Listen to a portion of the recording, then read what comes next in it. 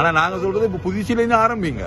அதை ஆரம்பிச்சு அதை நீங்க நடவடிக்கை எடுக்க போல அந்த 2009 நடந்த சம்பவத்தையும் கமிஷனை போட்டு அதை ஆராய்ச்சி வரப்போல எல்லாம் சரியா வரும், நேரம் வரப்போல. எனது அரசாங்கத்துக்கு சொல்லியிருந்தீங்க புதிய திட்டம் பிடிக்க சொல்லி, ஆனா அரசாங்கம் பழையாக்களையும் சேர்த்து பிடிப்போம்ட்டு நிக்கிறாங்க.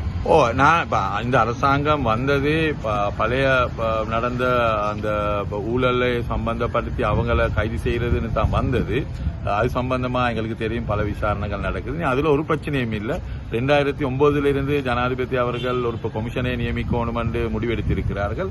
2009 இருந்து கமிஷனை நியமித்து அதிலே இருக்கக்கூடிய ஊழல் சம்பந்தப்பட்டவர்களுக்கு நடவடிக்கை எடுக்கிறத பத்தி எங்களுடைய ஒரு எதிர்ப்பும் இல்லை. நாங்களும் சொல்றது அதை எடுக்க வேணும்.